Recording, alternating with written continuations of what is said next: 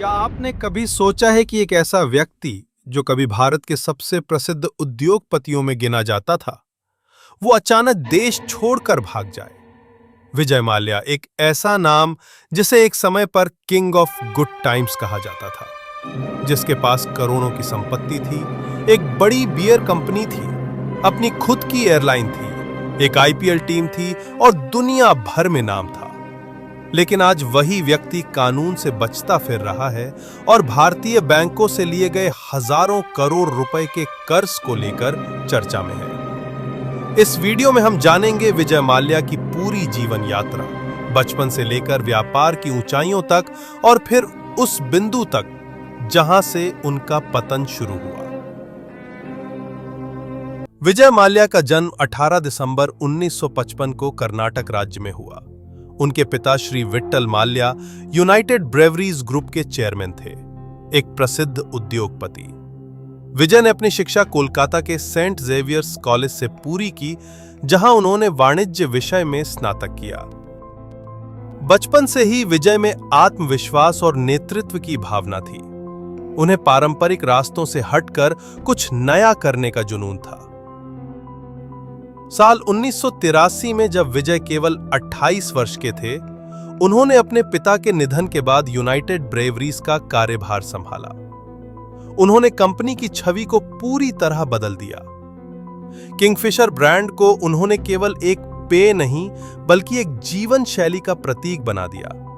Brand की पहचान युवाओं, संगीत, पार्टियों और उत्सवों से जुड़ी थी। किंगफिशर बियर भारत ही नहीं, दुनिया के कई देशों में लोकप्रिय हो गई। विजय माल्या को ब्रांडिंग, मार्केटिंग और प्रचार में महारत हासिल थी। उन्होंने भारतीय उद्योग जगत को एक नया अंदाज दिया। वर्ष 2005 में विजय माल्या ने एक नई पहल की। उन्होंने विमानन क्षेत्र में प्रवेश किया और किंगफिशर एयरलाइंस की शुरुआत की।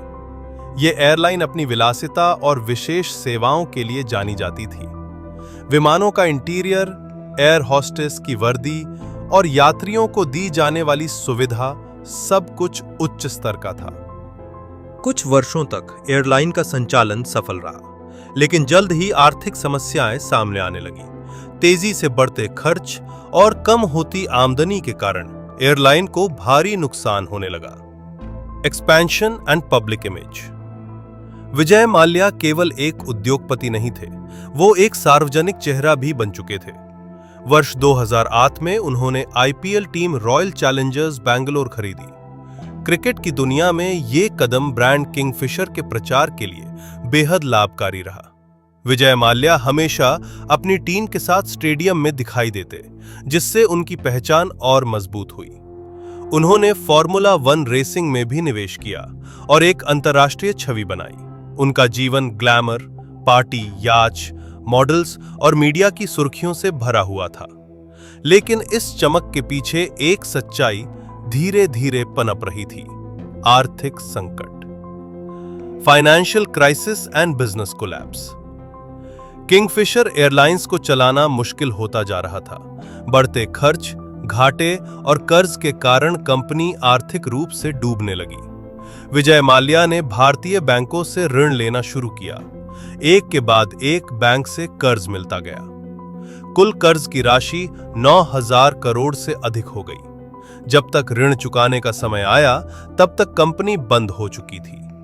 कर्मचारी वेतन के लिए संघर्ष कर रहे थे, उड़ानें रद्द हो रही थीं और आम जनता का भरोसा टूट चुका था। Leaving India and legal troubles. साल 2016 में अचानक खबर आई कि विजय माल्या देश छोड़ चुके हैं। उन्होंने चुपचाप ब्रिटेन का रुख किया।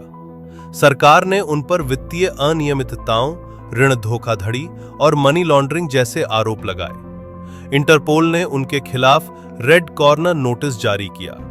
भारत सरकार ने उन्हें वापस लाने के लिए प्रत्यर्पण की प्रक्रिया शुरू की।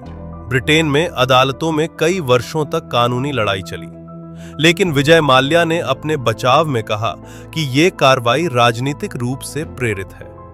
आज भी वे ब्रिटेन में ही रह रहे हैं और भारत में उनके खिलाफ कई मामले लंबित हैं। Life lessons from Vijay Mallya's journey. 1. व्यापार केवल ब्रांड से नहीं चलता, नींव मजबूत होनी चाहिए। बाहर से सुंदर दिखने वाला व्यापार अगर अंदर से कमजोर हो तो वो ज्यादा दिन नहीं टिक सकता। 2. जिम्मेदारी से बचना नेतृत्व नहीं होता। एक अच्छा नेता वही होता है जो संकट के समय जवाबदेह बने। 3. कर्ज लेना आसान है, लेकिन उसे लौटाना अनिवार्य है। बैंकों का पैसा जनता का होता है, उसका दुरुपयोग विश्वासघात के समान है। 4. चमक धमक से नाम तो बनता है पर सम्मान नहीं। सम्मान बनाने के लिए सच्चाई, ईमानदारी और पारदर्शिता चाहिए। 5. सफलता में नम्रता जरूरी है। जो व्यक्ति सिर उठाकर चलता है उसे कभी कभी जमीन भी देखनी पड़ती है। कंक्लूजन: विजय माल्या की कहानी एक प्रेरणा भी है और एक चेतावनी भी। प्रेरणा इस बात की कि कैसे एक युवा व्यक्ति एक बड़े साम्राज्य का निर्माण कर सकता है, और चेतावनी इस बात की कि यदि नियंत्रण खो जाए तो वो साम्राज्य कितनी जल्दी ढह सकता है।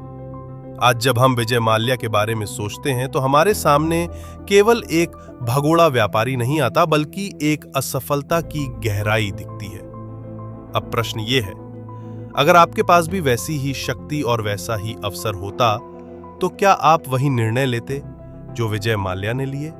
और क्या देश कभी उन्हें माफ करेगा?